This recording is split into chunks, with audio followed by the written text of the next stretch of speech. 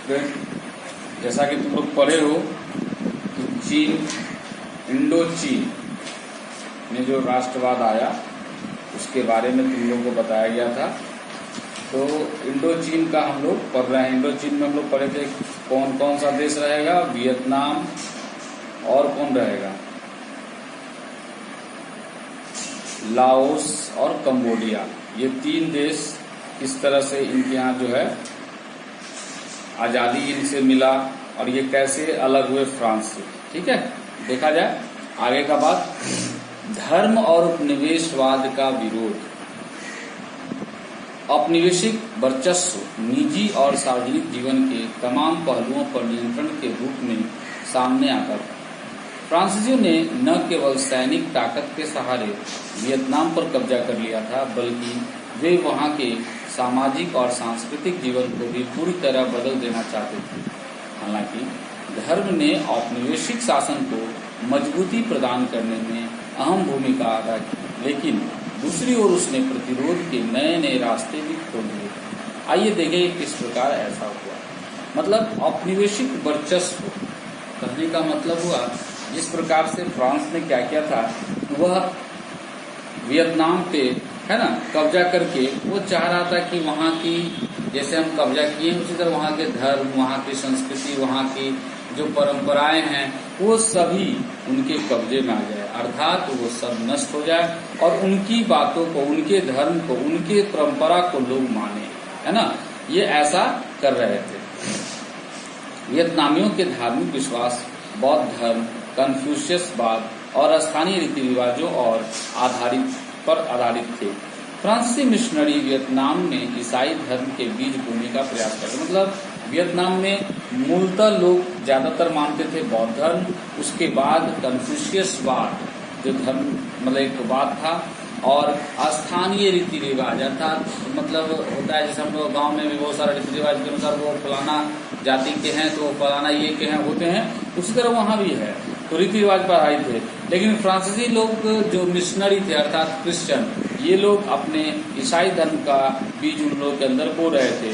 उन्हें वियतनामियों के धार्मिक जीवन में इस तरह का मेल पसंद नहीं था। मतलब यह जो था कि वह उस चीज को मान रहा है, वो उस चीज को मान रहा है, ऐसा कुछ उनके अंदर नहीं था कि ये सब होना चाहिए। उन्हें लगता था कि पराभौतिक शक्तियों को पूजने की वियतनामियों की आदत को सुधारा जाना चाहिए। मतलब जो वियतनामी लोग मतलब अपने देवी देवताओं को जो पूजा करते थे उन पर रोक लगाना चाहिए, उनमें सुधार होना चाहिए, ये चाहते थे कौन, फ्रांसीसी लोग। 18वीं सदी से ही बहुत सारे धार्मिक आंदोलन पश्चिमी शक्तियों के प्रभाव और उपस्थिति के खिलाफ जागृति फैलाने का प्रयास कर रहे थे। 1867 का स्कॉलर्स रिवोल्ट फ्रांसीसी कब्जे और ईसाई धर्म के प्रसार के खिलाफ शुरुआती आंदोलन में से था। इस आंदोलन की बागडोर शाही दरबार के अफसरों के हाथों में थी। ये अफसर कैथोलिक धर्म और फ्रांसीसी सत्ता के प्रसार से नाराज थे। उन्होंने न्यूक्यूअन और हातियान प्रांतों में बगावतों का नेतृत्व किया। 1000 से ज्यादा ईसाइयों का कत्ल कर डाला। मतलब जो यहाँ पे ये लोग जो क्रिश्चियन लोग यहाँ पे प्रचार प्रसार कर रहे थे उनको विरोध करने के लिए जो वियतनामी लोग थे एकजुट हुए और वे लोग यहाँ पे क्या किए, उन्होंने न्यूक्यूअन और हातियान प्रांत में क्या किए, बगावत यानी उनके विरुद्ध खड़ा हुए और 1000 ईसाई को मार दिया। कैथोलिक मिशनरी 17वीं सदी की शुरुआत से ही स्थानीय लोगों को ईसाई धर्म में जोड़ने में लगे हुए थे और 18वीं सदी के अंत तक आते आते उन्होंने लगभग 3 लाख लोगों को ईसाई बना लिया था। लगभग वहां के 3 लाख आदमी को क्या बनाया था, ईसाई। फ्रांस ने 1867 के आंदोलन को तो कुचल डाला, लेकिन इस बगावत ने फ्रांसीसियों के खिलाफ अन्य देशभक्तों में उत्साह का संचार जरूर कर दिया था। मतलब 3 लाख लोगों को ईसाई तो बनाए थे और 1867 आते आते उन्होंने क्या किया, तो जो आंदोलन चल रहा था ईसाइयों के विरुद्ध उसको भी कुचल डाला और फ्रांसीसियों के खिलाफ जो अन्य देशभक्त थे उनका भी उत्साह को क्या किया, तोड़ दिया कि मतलब फ्रांसीसी को आप हटा नहीं सकते। इस तरह से ये लोग कर रहे थे। वियतनाम के अभिजात्य चीनी भाषा और कन्फ्यूशियसवाद की शिक्षा लेते थे। वियतनाम के अभिजात्य मतलब जो वहाँ के मूल थे वे लोग सब अधिकतर किस भाषा का पढ़ते थे? चीनी भाषा में। और कन्फ्यूशियसवाद की शिक्षा लेते थे, कन्फ्यूशियसवाद के बारे में ज्यादा दिमाग लगाते थे। लेकिन किसानों के धार्मिक विश्वास बहुत सारी सामान्यवादी परंपराओं से जन्मे थे, जिनमें बौद्ध धर्म और स्थानीय मूल मान्यताओं दोनों का सम्मिश्रण था। वियतनाम में बहुत सारे पंथ ऐसे लोगों के जरिए फैले थे जिनका दावा था कि उन्होंने ईश्वर की आभा देखी है। मतलब वियतनाम में लोग बौद्ध धर्म को ज्यादा मान्यता देते थे, ज्यादा लोग समझते थे, स्थानीय मूल मान्यताओं को भी ज्यादा देते थे, सबका मिश्रण था। वियतनाम में बहुत सारे पंथ के ऐसे भी लोग थे जिनके अंदर यह दावा था, वे सोचे नहीं थे, दावा करते थे कि हम लोगों ने ईश्वर को देखे हैं। इनमें से कुछ धार्मिक आंदोलन फ्रांसीसियों का समर्थन करते थे, जबकि कुछ औपनिवेशिक शासन के विरुद्ध चलने वाले आंदोलन के पक्षधर थे। कुछ लोग क्या थे? तो फ्रांसीसी समर्थन को करते थे, मतलब फ्रांस के जो क्रिश्चियन लोग थे उनका समर्थन करते थे, यानी क्रिश्चियन धर्म को समर्थन करते थे। और कुछ लोग क्या करते थे? तो उनके आंदोलन, जो उनके विरोध में आंदोलन चल रहा है उसके पक्षधर थे, मतलब पक्ष में थे। हुआ हाओ ऐसा ही एक आंदोलन था। हुआ हाओ एक ऐसा ही आंदोलन था। यह आंदोलन 1939 में शुरू हुआ था। हरे भरे मेकोंग डेल्टा इलाके में इसे भारी लोकप्रियता मिली। यह जो आंदोलन हुआ हाओ, यह आंदोलन को बहुत लोकप्रियता मिला। कहाँ पे? मेकोंग डेल्टा में। यह आंदोलन 19वीं सदी के उपनिवेशवाद विरोधी आंदोलन में उपजे विचारों के प्रेरित था। हुआ हाओ आंदोलन के संस्थापक का नाम था हुइन फू सो, मतलब इस आंदोलन को चलाया तो उसका नाम क्या था? हुइन फू सो। वह जादू टोना और गरीबों की मदद किया करता था। वह क्या काम करता था? जादू टोना तो करता ही था और गरीब को मदद भी करता था। व्यर्थ खर्च के खिलाफ उनके उपदेशों का लोगों में काफी असर था। और वह व्यर्थ खर्च के खिलाफ, यानी कोई अगर बहुत ज्यादा खर्च कर रहा है जिसकी जरूरत नहीं है, फिजूल खर्च जिसको करना है, उसका खिलाफ वो बहुत ज्यादा लोगों पर असर डालता था कि फिजूल खर्ची नहीं करनी चाहिए। वह बल्कि बालिका बधुओं की खरीद फरोख्त, शराब व अफीम के प्रखर विरोधी था। और साथ में जो बालिकाओं को खरीद बिक्री होती थी बधुओं की, और ये साथ में जो तुम्हारा शराब था वह और अफीम था, ये सब पर वो विरोध करता था कि ये सब नहीं लेना चाहिए। फ्रांसीसियों ने हुइन फू सो के विचारों पर आधारित आंदोलन को कुचलने का कई तरह से प्रयास किया। फ्रांसीसी चाहता था कि हुइन फू सो जो है उसका जो भी विचार है उसका लोग क्या करे? उसको कुचल दे। कुचल दे मतलब उसके द्वारा चलाए गए आंदोलन को चल न सके, रुक जाए। उन्होंने फू सो को पागल घोषित कर दिया और वही हुइन फू सो को क्या क्या बोला? पागल है। फ्रांसीसी में पागल बोंजे कहकर बुलाते थे, पागल बोंजे कहकर उनको बुलाते थे। सरकार ने उन्हें पागल खाने में डाल दिया था। मजे की बात यह थी कि जिस डॉक्टर को यह जिम्मेदारी सौंपी गई कि वह फू सो को पागल घोषित करेगा, वही कुछ समय से में उनका अनुयायी बन गया। जो डॉक्टर, फ्रांसीसी डॉक्टर जो दिया गया था कि यह डॉक्टर के द्वारा यह पागल को ठीक करो, तो वही डॉक्टर उनका क्या बन गया? अनुयायी। आखिरकार 1941 में फ्रांसीसी डॉक्टर ने भी मान लिया कि वह पागल नहीं है। इसके बाद फ्रांसीसी सरकार ने उन्हें वियतनाम से निष्कासित करके लाओस भेज दिया। और वियतनाम से निकाल कर कहाँ भेज दिया? लाओस। उनके बहुत सारे समर्थकों और अनुयायियों को यातना शिविर में डाल दिया गया। बहुत सारा जो उनको मानने वाले थे उनको क्या किया? तो उनको निकाल के बहुत सारे को जेल में डाल दिया। ठीक है, यातना शिविर मतलब एक प्रकार का जेल। इस तरह के आंदोलनों को राष्ट्रवाद का मुख्य धारा के साथ अंतर विरोधी संबंध रहता था। राजनीतिक दल ऐसे आंदोलनों में जुड़े जन समर्थन का फायदा उठाने की तो कोशिश करते थे, लेकिन उनकी गतिविधियों से बेचैन भी रहते थे। मतलब इस तरह जो आंदोलन था राष्ट्रवादी, बहुत सारा अंदर में विरोध भी होता था, लेकिन राजनीतिक दल ऐसे आंदोलन से जुड़े जन समर्थन का फायदा उठाने की तो कोशिश करते थे।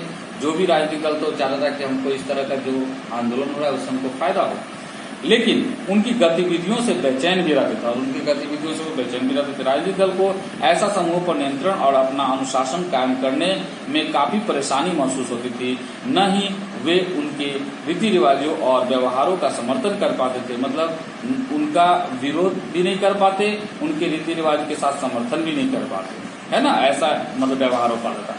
इसके बावजूद साम्राज्यवादी भावनाओं को झकझोरने में ऐसे आंदोलनों के योगदान को कम करके आंका जा सकता है। मतलब इसके बावजूद यहाँ पे बहुत सारा ऐसा आंदोलन है, जैसे साम्राज्यवादी आंदोलन, यह साम्राज्यवादी आंदोलन की भावना को अगर देखा जाए तो यह क्या किया, तो उनके आंदोलनों को योगदान भी दिया और बहुत सारे भावनाएं जो फ्रांस का था उसको झकझोर दिया, मतलब उसको हटा दिया।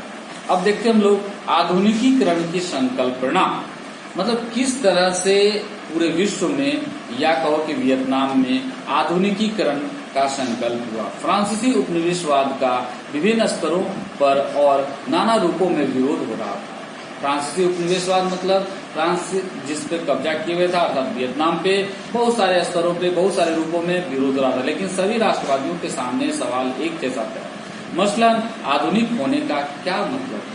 आखिर मान लो इतने सारे विरोध में वो आधुनिक इन लोगों को कैसे बनाएगा। लोगों का कहना यह था, मानना यह था कि यार आखिर आधुनिक चीज से मतलब क्या है।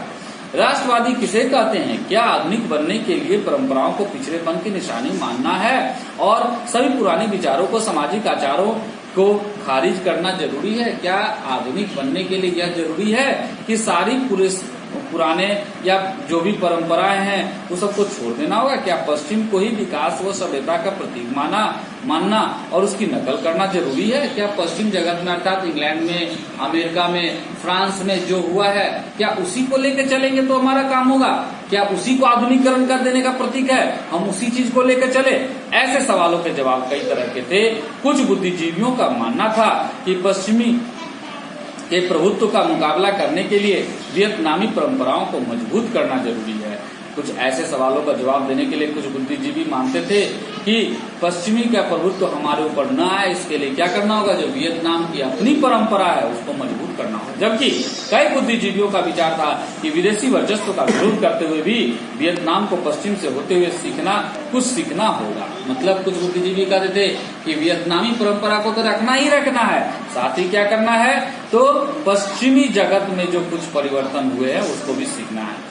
इन मतभेदों के कारण कई गंभीर बहसें खड़ी हुई जिन्हें आसानी से हल नहीं किया सकता। इन सब के बाद में बहुत सारा प्रॉब्लम आया, समस्या आया, उस समस्या को क्या किया गया, खत्म नहीं किया सकता।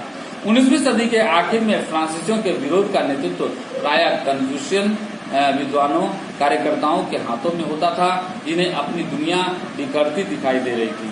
कन्फ्यूशियन परंपरा में शिक्षित फान बोई चाओ ऐसे ही एक महत्वपूर्ण राष्ट्रवादी थे। 1903 में उन्होंने रेवोल्यूशन सोसाइटी यानी दुई तान हुई नामक पार्टी का गठन किया और तभी से वह उपनिवेशवाद यानी विरोधी आंदोलन के एक अहम नेता बन गए थे।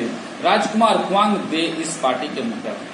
मतलब कन्फ्यूशियन विद्वान कार्यकर्ता जो है उन्हीं के हाथों में सारा आंदोलन होता था और दुनिया इस तरह से बिखरती दिखाई दे रही थी। तभी कन्फ्यूशियन परंपरा के शिक्षित फान बोई चाओ जो 1867 से 1940 तक रहा, ऐसे एक महत्वपूर्ण राष्ट्रवादी थे, मतलब एक नेता थे।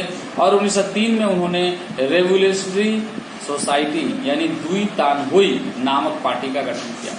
तभी से उपनिवेशवाद विरोधी आंदोलन स्टार्ट हो गया। वियतनाम में क्या हो गया, उपनिवेशवाद के विरोध आंदोलन होने चालू हो गया और राजकुमार क्वांग दे इस पार्टी के मुखिया थे। राजकुमार दे जो थे, क्वांग दे इस पार्टी क्या थे, मुखिया।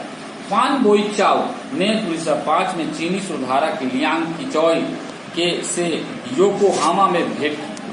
फान बोई चाओ ने 1905 में क्या किया, चीनी सुधारक जिसका नाम था लियांग किचॉय से कहां पर भेंट किया, योकोहामा। फान की सबसे प्रभावशाली पुस्तक the history of the loss of Vietnam, फान की सबसे शक्तिशाली या प्रभावशाली किताब था जिसका नाम था the history of the loss of Vietnam. Liang की सलाह और प्रभाव में ही लिखी गई थी। लियांग का जो प्रभाव था और जो सलाह था उसी पर लिखा गया, तो उसी के आधार पे वियतनाम और चीन में यह किताब खूब बिकी। वियतनाम और चीन में खूब बिका और इस पर नाटक भी खेला गया। यह किताब एक दूसरे से जुड़े दो विचारों पर केंद्रित था। यह किताब दो विचार पर केंद्रित था, एक देश की संप्रभुता का नाश, पहला क्या था, देश की संप्रभुता का नाश, और दूसरा दोनों देशों के अभिजात्य वर्ग को एक संस्कृति में बांधने वाले वियतनाम चीन संबंध का टूटना। एक दूसरा क्या था, एक जो था वो देश के अभिजात्य वर्ग जिसकी संस्कृति में बंधा हुआ था वह जो वियतनाम चीन के संबंध से, वो उसको टूटना। फान अपनी पुस्तक में इसी दोहरी नाश का विलाप करते हैं। उनके शोक का अंदाज वैसा ही था जैसा परंपरागत अभिजात्य तबके से निकले सुधारकों पर दिखाई देता था। यह जो यहाँ पे इस पुस्तक में लिखा हुआ जिस प्रकार का अभिजात्य तबके का जो निकला हुआ सुधार था, उसको जैसा दिखाई देता था उसी तरह का यहाँ पे भी दिखाई दे रहा है। यहाँ पे शोक में है। अन्य राष्ट्रवादी फान बोई चाओ के विचारों से गहरे तौर पर असहमत थे। फान चू ट्रिन ऐसे नेताओं में थे। बोल रहा है अन्य राष्ट्रवादी फान बोई चाओ के विचार से बहुत सारे लोग असहमत थे। असहमत मतलब क्या हुआ, उसका बात नहीं मानना चाहते थे और वे राजशाही यानी राजतंत्र के कट्टर विरोधी थे। और वे लोग क्या थे, राजशाही के कट्टर विरोधी। उन्होंने यह मंजूर नहीं था कि फ्रांसीसियों को देश से निकालने के लिए शाही पर दरबार या राजा की सहायता ली जाए। वो लोग को ऐसा कहीं भी ये नहीं लगता था कि राजा से हेल्प लेकर फ्रांसीसियों को हटाया जाए। वो एक लोकतांत्रिक गणराज्य की स्थापना करना चाहता। अब यहाँ पे क्या करता हुए कि यहाँ पे लोकतांत्रिक जैसे अपने देश में है वैसा गणराज्य का स्थापना करना चाहता। पश्चिम के लोकतांत्रिक आदर्शों से प्रभावित तृण पश्चिम सभ्यता को पूरी तरह खारिज करने के खिलाफ थे। और चाहते थे कि पश्चिम का जो भी सभ्यता है वो उसको हम लोग अपनाना नहीं चाहते, है ना। और उन्हें मुक्ति के फ्रांसीसी क्रांतिकारियों आदर्श तो पसंद थे, लेकिन उनका आरोप था कि खुद फ्रांसीसी ही उन आदर्शों का अनुसरण नहीं कर पा रहे हैं। उनकी मांग थी कि फ्रांसीसी शासक वियतनाम में वैधानिक एवं शैक्षणिक संस्थानों की स्थापना करे और कृषि व उद्योग का विकास करे। मतलब इनका मानना था कि जिस प्रकार से फ्रांस अपने देश में जिस तरह से कर रहा है वैसा कुछ यहाँ पे भी करना चाहता है, लेकिन कुछ ऐसा चीज है जो फ्रांसीसी अपने फ्रांस में भी नहीं कर पा रहा है और घोषणा यहाँ कर रहा है कि मैं यहाँ करके दिखाऊंगा। तो ऐसा बात पॉसिबिलिटी नहीं था। और यहीं पे ये बात बोला गया कि यहाँ पे कई शैक्षणिक संस्थाएं फ्रांस के शासक द्वारा वियतनाम में वैधानिक एवं शैक्षणिक संस्थानों की स्थापना करें। मतलब यहाँ पे भी स्कूल खोले और कृषि और उद्योग का विकास करें, तब माना जाएगा कि अब फ्रांस हम लोगों का फायदे दे रहा है। आधुनिक बनने के अन्य तरीके जापान और चीन। प्रारंभिक वियतनामी राष्ट्रवादियों के जापान और चीन के साथ काफी घनिष्ठ संबंध थे। शुरू में वियतनामी जो थे, जो राष्ट्रवादी थे यहाँ के आंदोलनकारी, वे जापान और चीन के साथ बहुत ज्यादा रिलेशन अच्छा था। जापान और चीन न केवल बदलाव का प्रतीक थे बल्कि फ्रांसीसी पुलिस से बच निकलने वालों के लिए शरण स्थली भी थे। इन देशों में एशियाई क्रांतिकारियों के नेटवर्क बने हुए थे। कहने का मतलब जो वियतनाम में पुलिस से बच गए वे लोग कहाँ जाते थे बच के, तो जापान या चीन वहां रहते थे। और यहाँ पे आंदोलन का बहुत अच्छा मिड पॉइंट बना हुआ था जहां से लोग आंदोलन बहुत अच्छा ढंग से चला रहे थे। 20वीं सदी के पहले दशक में पूरब की ओर चलो आंदोलन काफी तेज था। 20वीं सदी में बहुत ज्यादा मात्रा में यह जो आंदोलन था तेज था, इसका नाम था पूरब की ओर चलो। 1907 से 1908 में लगभग 300 वियतनामी विद्यार्थी आधुनिक शिक्षा प्राप्त करने के लिए जापान गए। उनमें से बहुतों का सबसे बड़ा लक्ष्य यही था कि फ्रांसीसियों को वियतनाम से निकाल बाहर किया जाए। मतलब यहाँ जो बोल रहा है उनमें से बहुत सारे जो का लक्ष्य था कि फ्रांसीसियों को कहाँ से निकाल देना चाहिए, वियतनाम से निकाल कर बाहर कर दिया जाए। कठपुतली सम्राट को गद्दी से हटा दिया जाए और फ्रांसीसियों द्वारा अपमानित करके गद्दी से हटा दिए गए न्यूगुएन राजवंश को दोबारा गद्दी पर बिठाया जाए।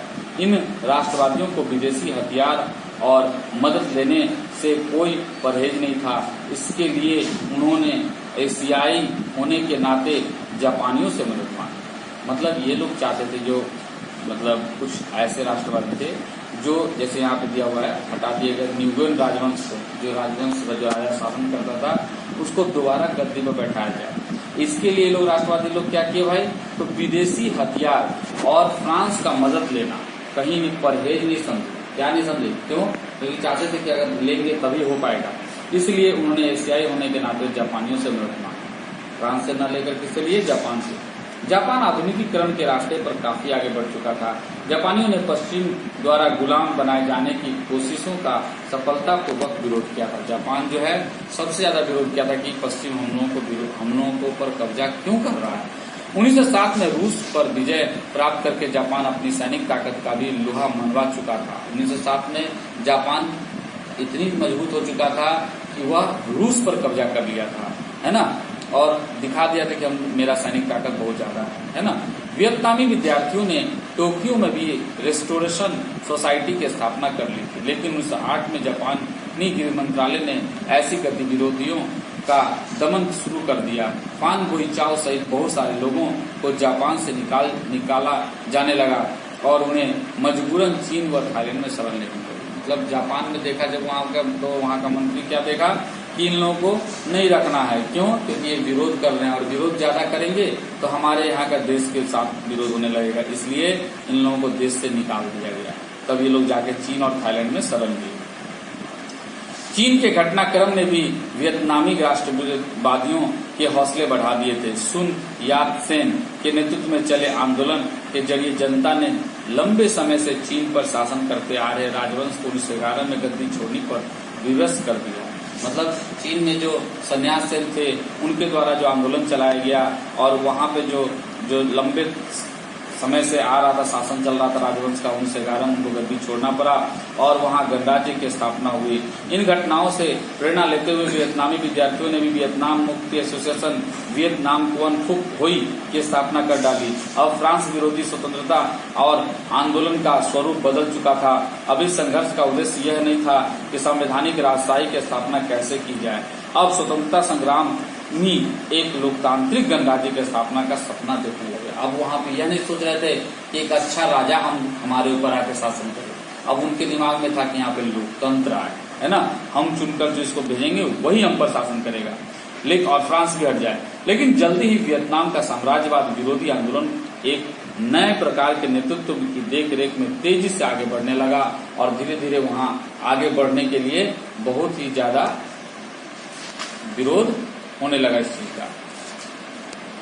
काफी लंबा चैप्टर है, चलो 6 भी पढ़ लेते हैं, उसके बाद अगला देखा जाएगा।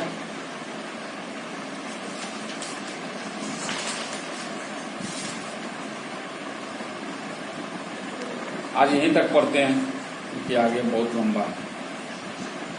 हिस्ट्री का हम लोग को जिस तरह से पढ़ाया जा रहा है इसको पढ़ने का सिंपल सा तरीका है। आप लोग क्या कीजिए, सबसे पहले जिस प्रकार से सारे सब्जेक्ट पर जो रीडिंग हो रही है क्या करना है, पहले आप देखिए वीडियो में कहाँ तक पढ़ाया हुआ, जहाँ तक पढ़ाया हुआ उसको एक बार घर में अपने से पढ़िए, बहुत अच्छे ढंग से पढ़िए, शांति मन से समझते हुए। जिस प्रकार से आप घर में कोई प्रकार का कॉमिक्स, किसी प्रकार का मैगजीन को पढ़ते हैं, पेपर को पढ़ते हैं, कोई खबर को लेकर, उसी तरह इस कहानी को पढ़िए। पढ़ने के बाद अब आप वीडियो देखिए, उसमें कुछ पॉइंट को डील किया गया है, समझाया गया है ना।